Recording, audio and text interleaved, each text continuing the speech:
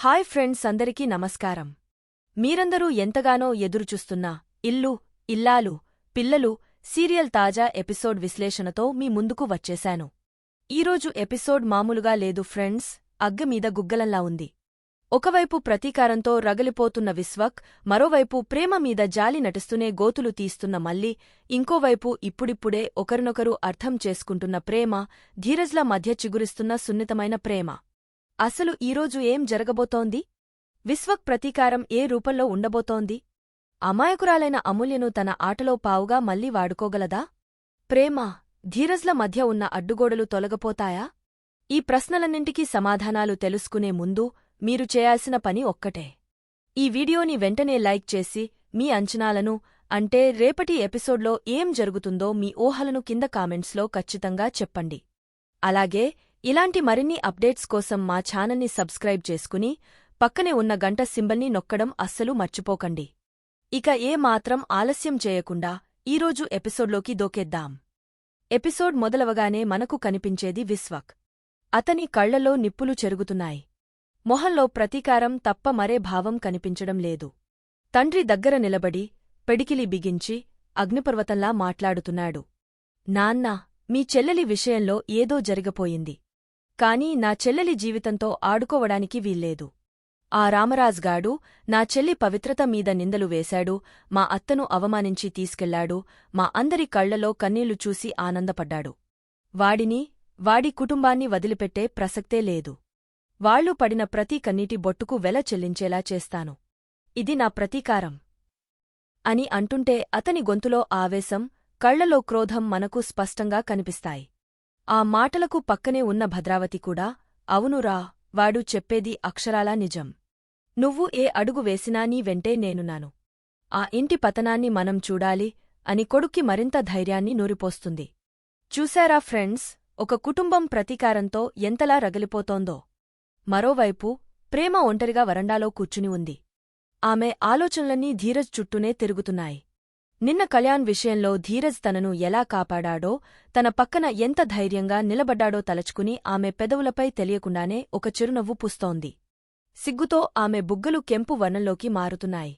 సరిగ్గా అదే సమయానికి చేతిలో ఒక అందమైన తెల్ల గులాబీ పువ్వు పట్టుకుని ఏదో పాటను హం చేసుకుంటూ నాట్యం చేస్తున్నట్టుగా అడుగులు వేస్తూ నర్మద వస్తుంది. ఆమె రాకతో అక్కడి వాతావరణమే మారిపోయింది. ప్రేమ పక్కన కూర్చుని నర్మద ఆ పువ్వును చూపిస్తూ ఉంటే, ప్రేమ ఆశ్చర్యంగా, ఏంటక్కా, ఈ పువ్వు ఎవరిది అని అడుగుతుంది. దానికి నర్మదా, ఈ ఫ్లవరా? దీని సంగతి తర్వాత చెప్తానులేగాని ముందు నీతో మాట్లాడాలి. నాకు నీ మీద చాలా కోపంగా ఉంది ప్రేమా అని అంటుంది. పాపం ప్రేమ ఒక్కసారిగా కంగారుపడి, నా మీదా? ఎందుకక్కా అని అమాయకంగా అడుగుతుంది. అప్పుడు నర్మద గొంతులో ప్రేమ, ఆందోళన, కొద్దిగా కోపం కలగలిపి ఇలా అంటుంది, అవును, నీపైనే కోపం. నీకేమైనా అర్థమవుతుందా? మేమంతా ఎంత టెన్షన్ పడ్డామో. ఆ కళ్యాణ్గాడు పంపిన ఫోటోలు అత్తయ్యగారు చూస్తారేమో, మామయ్యగారికి నిజం తెలిసిపోతుందేమో అని నిన్న మేమంతా ప్రాణాలు అర్చేతిలో పెట్టుకుని బతికాం.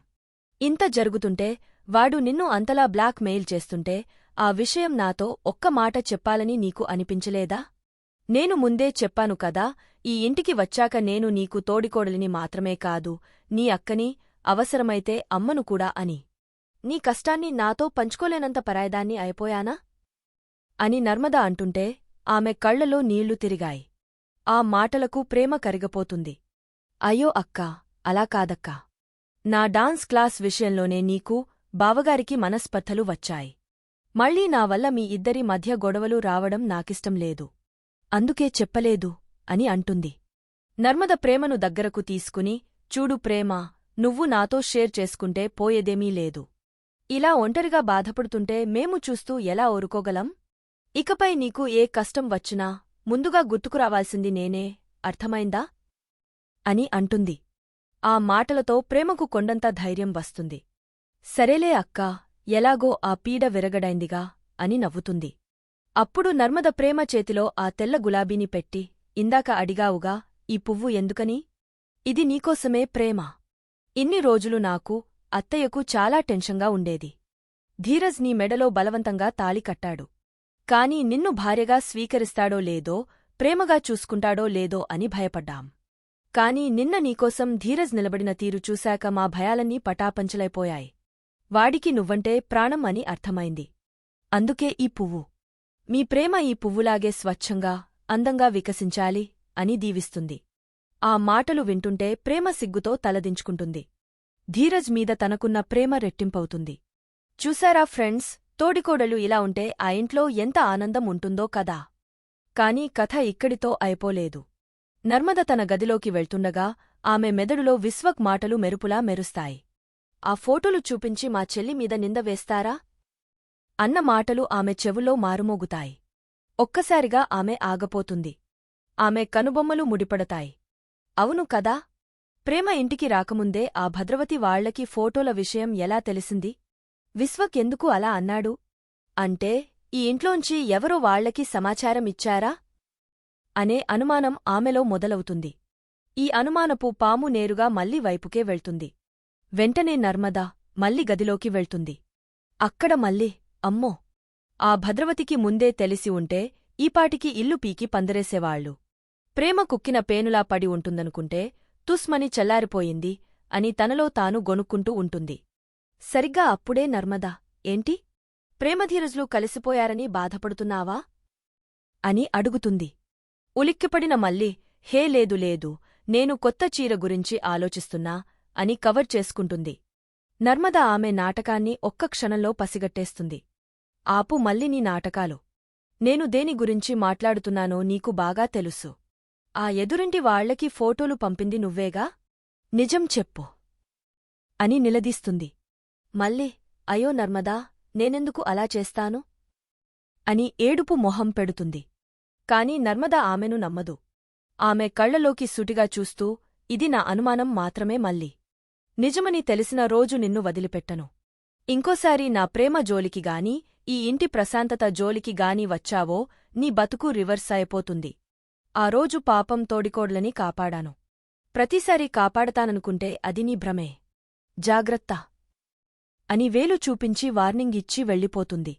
వామ్మో, నర్మదలోని ఈ యాంగిల్ చూస్తే ఎవరికైనా భయం వేయాల్సిందే. ఇక మరోవైపు మన ప్రేమధీరజ్ల మధ్య ఒక అందమైన ప్రేమ సన్నివేశం జరుగుతుంది. ప్రేమ బట్టలు ఆరేస్తుండగా ధీరజ్ వస్తాడు.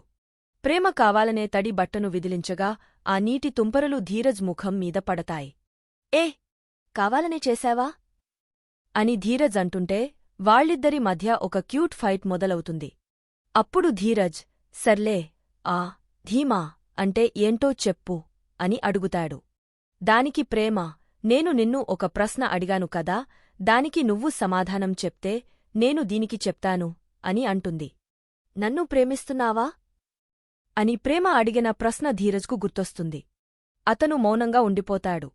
ఆ మౌనాన్నే సమాధానంగా తీసుకుని ప్రేమ కూడా మౌనంగా ఉండిపోతుంది. కాని ఆ తర్వాత ఇద్దరూ కలిసి ఒకరి కళ్లలోకి ఒకరు చూసుకుంటూ ఒకరి స్పర్శను ఒకరు ఆస్వాదిస్తూ ప్రేమగా బట్టలు ఆరేస్తుంటారు.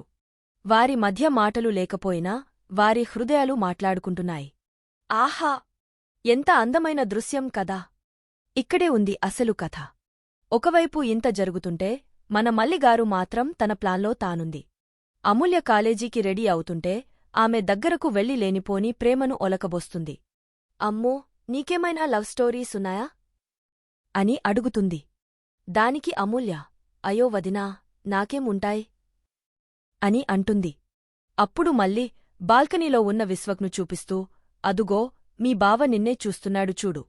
వాడిని చూస్తే నీకేమనిపిస్తుంది అని అడుగుతుంది.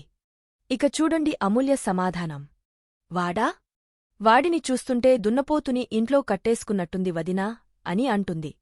పాపం విశ్వక్ ఆ మాటలు విని షాక్. మళ్ళీ మళ్ళీ అడిగితే అమూల్య నవ్వుతూ ఉంటుంది. ఉత్కంఠభరితమైన క్లైమాక్స్ సంగీతం. వ్యాఖ్యాత సరిగ్గా అప్పుడే కథలోకి ప్రేమ ఎంట్రీ ఇస్తుంది. అమూల్య అమాయకంగా, ప్రేమ వదినా, ఇటురా. చూడు, మళ్ళీ వదిన మీ అన్నయ్య హీరోలా ఉన్నాడంట, చాలా మంచోడంట, నన్ను చూస్తే తనకి ఏమనిపిస్తుందో అడుగుతోంది అని అంతా చెప్పేస్తుంది. ఒక్కసారిగా మళ్ళీ ముఖం పాలిపోతుంది. తను అడ్డంగా దొరికిపోయానని అర్థమైపోతుంది. విశ్వక్ కూడా పైన షాక్లో ఉండిపోతాడు. ప్రేమ అమూల్యను కాలేజీకి పంపించేస్తుంది. మళ్ళీ భయంతో, నాకు బయట పని ఉంది, వెళ్ళాలి అని జారుకోవడానికి ప్రయత్నిస్తుంది. కాని ఇంతసేపు ప్రశాంతంగా ఉన్న ప్రేమ ఒక్కసారిగా రుద్రకాళిలా మారుతుంది. కోపంతో వెనక్కి తిరిగి మళ్ళీ వెళ్తున్న దారికి అడ్డంగా ఉన్న గేటును ఫట్మని ఒక్క తన్ను తన్ని మూసేస్తుంది.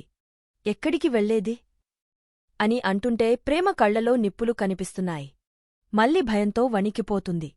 అయ్య బాబోయ్! మళ్ళీ అడ్డంగా బుక్కైపోయింది. సాఫ్ట్గా ఉండే ప్రేమలోని ఈ యాంగిల్ చూసి మళ్ళీ ఏం చేయబోతోంది? తన కుట్ర బయటపడిందని తెలిసిపోయిన మళ్ళీ ప్రేమ ఆగ్రహం నుండి ఎలా తప్పించుకుంటుంది? అసలు ప్రేమ మల్లిని ఏం చేయబోతోంది? ఈ ఉత్కంఠభరితమైన ప్రశ్నలకు సమాధానం తెలియాలంటే మనం రేపటి ఎపిసోడ్ వరకు ఆగాల్సిందే. మీకు ఈ విశ్లేషణ ఎలా అనిపించిందో కింద కామెంట్స్లో ఖచ్చితంగా తెలియజేయండి. ఈ వీడియోని లైక్ చేసి మీ ఫ్రెండ్స్తో, ఫ్యామిలీతో షేర్ చేయండి. ముఖ్యంగా మా ఛానల్ని సబ్స్క్రైబ్ చేసుకోవడం అస్సలు మర్చిపోకండి. మరో అద్భుతమైన ఎపిసోడ్ విశ్లేషణతో మళ్ళీ మీ ముందు ఉంటాను. అంతవరకు థాంక్యూ. వీడియో ముగుస్తుంది.